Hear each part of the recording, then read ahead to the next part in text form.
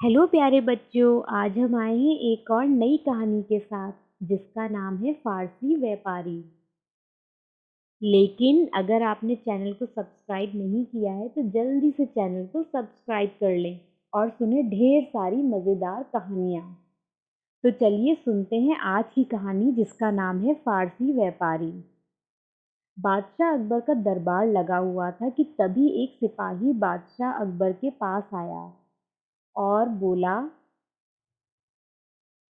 कि बाहर एक ईरान का फारसी व्यापारी शिकायत लेकर उनके पास आया है। यह सुनकर बादशाह अकबर ने उस फारसी ईरान के व्यापारी को अंदर बुलाया। इसके बाद बादशाह अकबर ने उस व्यापारी से कहा, क्या बात है, हमने सुना है कि आप यहाँ हमारे पास एक शिकायत लेकर आए हैं। क्या आपको हिंदुस्तान पसंद नहीं आया? वह व्यापारी बोला, हुजूर मेरा नाम शमशेर सिंह है और मैं ईरान का एक व्यापारी हूँ। हुजूर बात यहाँ हिंदुस्तान के पसंद आने या पसंद ना आने की नहीं है। बादशाह अकबर ने उस व्यापारी से कहा, तो फिर क्या बात है, ज़रा खुलकर बताओ हमें। उस व्यापारी ने बादशाह अकबर से फिर कहा, जिस वक्त मैं यहाँ अपने साथ कुछ सामान लेकर ईरान से हिंदुस्तान की ओर आ रहा था, तब मेरे पास लगभग 500 सोने की मोहर जितना बेहतरीन कारीगरी वाला सामान था। तभी मेरे पास एक व्यापारी आया और उसने मुझसे कहा कि उसके गधे खाली हैं। तो वह मुझसे विनती करने लगा कि मैं अपने सामान उसके गधे पर रख दूं। इसके बाद हम हिंदुस्तान पहुंचे। लेकिन जैसे ही हम हिंदुस्तान पहुंचे तो उसने मुझे सामान देने से मना कर दिया। उसने मुझे डराया और धमकाया। जहाँपनाह मैं तो पूरी तरह से बर्बाद हो गया। मेरे पास अब कुछ ही सामान है जिसे बेचकर मैं ईरान वापस जा सकता हूँ। लेकिन इसके बाद मैं कभी भी व्यापार नहीं कर सकता क्योंकि मेरा सारा सामान उसने लूट लिया है। इस तरह उस व्यापारी ने बादशाह अकबर को अपनी सारी बात बताई। बादशाह अकबर ने कहा, अच्छा, तो यह बात है। क्या तुम उस व्यापारी का नाम जानते हो? उस फारसी व्यापारी ने बादशाह अकबर को जवाब दिया, जी हाँ हुजूर, मैं उस व्यापारी का नाम जानता हूँ और मैं यह भी जानता हूँ कि वह कहाँ रहता है। उसका नाम मनीष है। इसके बाद बादशाह अकबर ने अपने सिपाहियों को मनीष को बुलाने का आदेश दिया। सिपाही तुरंत ही गए और मनीष को लेकर आए। मनीष जैसे ही सभा में पहुंचा तो बादशाह अकबर ने उससे सवाल पूछा, क्या तुम्हारा नाम मनीष है? उस आदमी ने जवाब दिया, जी हाँ जहाँपनाह, मेरा नाम मनीष है।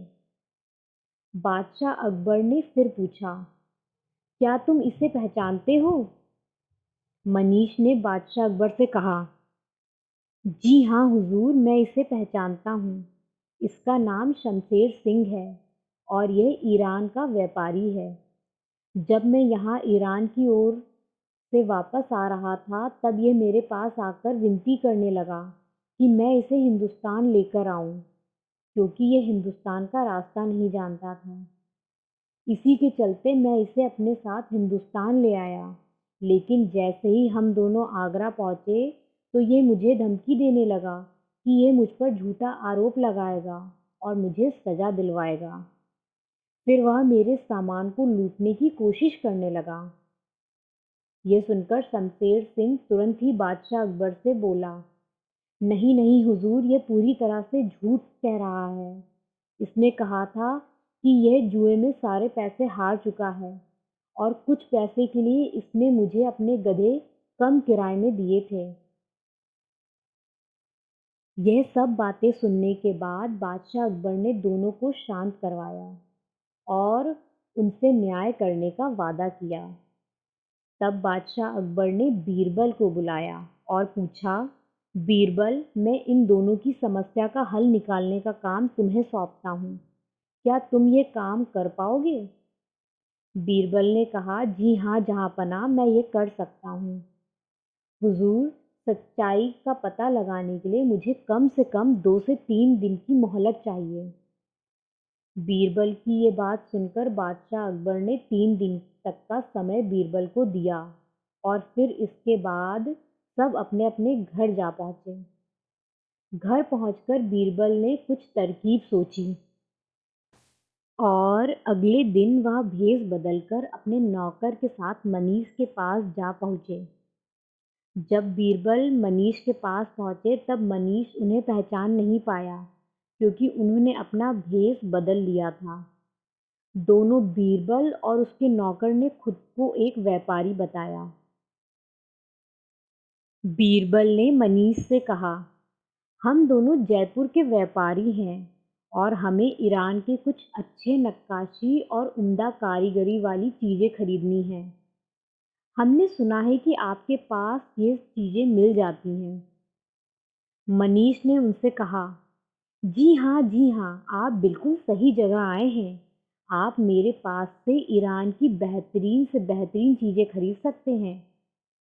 इसके बाद मनीष ने अपने नौकर को आदेश दिया कि वह ईरान की कारीगरी वाले कपड़े वगैरह लेकर आए। नौकर ने वही किया जैसा उसके मालिक ने उससे कहा। वह गया और ईरान की चीज़ें लेकर आया। दोनों बीरबल और उसके नौकर एक अच्छा व्यापारी बनने का नाटक करने लगे। वे बारीकी से ईरान की चीज़ों को परखने लगे। देखने में ऐसा लग रहा था कि वह दोनों बहुत ही पहुँचे हुए व्यापारी हैं। सामान देख लेने के बाद बीरबल ने मनीष से पूछा, अच्छा, आप इसका सही सही दाम बताइए। मनीष बोला, जी वैसे तो मैं ये ईरान की चीज़ें बहुत ही महंगे दामों में बेचता हूँ, लेकिन मैं आपको ये 1000 सोने की मोहर के बदले दे सकता हूँ। इसके बाद बीरबल ने कहा, नहीं नहीं, मुझे नहीं लगता कि इनके दाम 1000 मोहर जितने हैं। मैं तुम्हें इनके 500 सोने की मोहर दूंगा। बीरबल के ऐसा कहने के बाद बीरबल का नौकर तुरंत ही कहने लगा, नहीं जनाब, 500 सोने की मोहर भी इसके लिए बहुत ही ज़्यादा है क्योंकि मुझे इन सब में बहुत सारी कमियां दिख रही हैं और कुछ खामियां भी हैं। इसीलिए हम आपको सिर्फ और सिर्फ 300 सोने की मोहर दे सकते हैं। मनीष कुछ देर तक सोचने लगा और फिर उसने झट से कह दिया, ठीक है, मैं आपको यह 300 सोने की मोहर में बेच दूंगा। ऐसा होने के बाद बीरबल ने मनीष से कहा, ठीक है, तो कल आकर हम आपको 300 सोने की मोहर देंगे और बदले में ये सामान लेकर जाएंगे। अब 3 दिन गुजर चुके थे। 3 दिनों के बाद बीरबल बादशाह अकबर के दरबार में पहुंचे। बीरबल को देखकर बादशाह अकबर ने उससे पूछा, बीरबल, क्या तुमने सच का पता लगा लिया है? बीरबल ने बादशाह अकबर को बताया, जी हाँ जहाँपनाह, मैंने सच का पता लगा लिया है और गुनहगार कोई और नहीं बल्कि मनीष है। बादशाह बोले, अरे, लेकिन मैं तो मनीष को अच्छा व्यक्ति समझ रहा था। लेकिन क्या तुम मुझे बता सकते हो कि तुमने ऐसा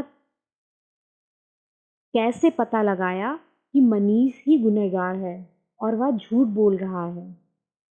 बादशाह अकबर के ऐसा पूछने के बाद बीरबल ने उन्हें सारी बात बताई जो उसने किया था।